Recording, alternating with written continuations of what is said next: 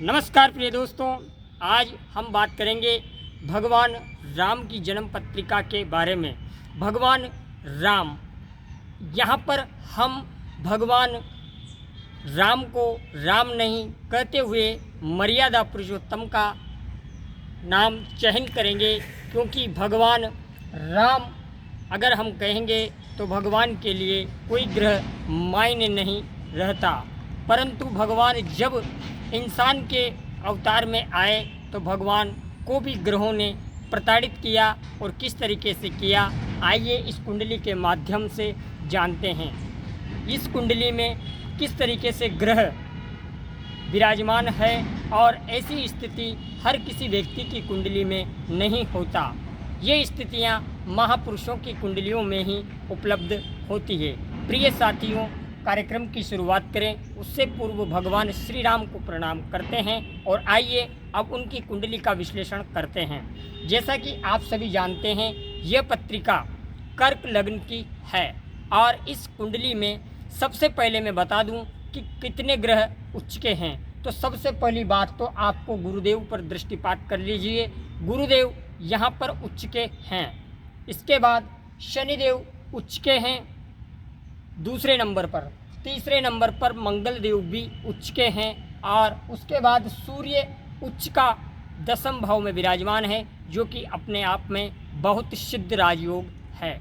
इसके बाद शुक्रदेव भी उच्च के हैं और केतु के साथ त्रिकोण में बैठे हुए हैं।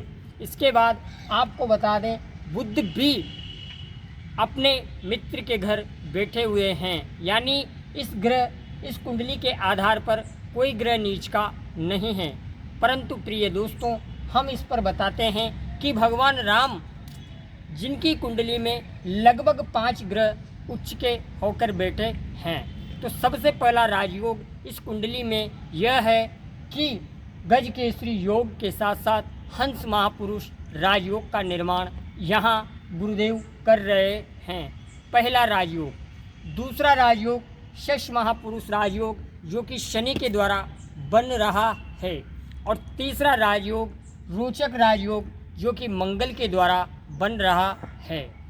इतने सारे राजयोग महापुरुषों की कुंडली में प्राप्त होते हैं। इसी के साथ साथ केतु देव भी उच्च के हैं और राहु भी उच्च का है। बुध की राशि में कन्या में राहु उच्च का माना जाता है, और केतु देव मीन राशि में उच्च के हैं। इनको सब कुछ प्राप्त हुआ, लेकिन इनके जीवन में वनवास भी हुआ और इन्हें संघर्ष भी खूब करना पड़ा, और राज्याभिषेक होते होते ये वन में चले गए। उसका क्या कारण था वह भी मैं आपको स्पष्ट कर दूं। इनकी कुंडली में शनिदेव की 10वीं दृष्टि जो पड़ रही है वो राजभंग योग पर पड़ रही है, यानी राजभंग योग हो चुका है। शनि की दृष्टि जहाँ जाती है उस भाव को बिगाड़ देती है, तो इनके राजभंग हुआ। फिर उसके बाद दूसरी दृष्टि जो हम देखते हैं मंगल की लगन पर जाती है, वह भी राजभंग का निर्माण करती है। इसी के साथ साथ एक दिक्कत इनकी कुंडली में यह भी थी कि इनकी मैरिटल लाइफ जो थी वो सही नहीं चली। क्यों? क्योंकि गुरुदेव ने विवाह तो करवा दिया, लेकिन शुक्र यहाँ पीड़ित है केतु से, और राहु की दृष्टि भी केतु पर है, और शुक्र भी वहाँ स्थित है। इसलिए इनकी मैरिटल लाइफ ठीक से नहीं चल पाई। इसके बाद जो लास्ट इनका राजयोग था वो यह था चंद्र मंगल राजयोग। यह भी अपने आप में बहुत शुभ राजयोग है। इसके बाद भगवान राम की कुंडली में मंगल और गुरु का आमने सामने जो दृष्टि संबंध है वह भी एक अपने आप में बहुत सुंदर राजयोग है। इसी के साथ हमने आज भगवान राम की कुंडली के बारे में विश्लेषण किया। हालांकि भगवान के बारे में हमें कुछ नहीं कह सकते, क्योंकि वो भगवान है, वो ब्रह्म है।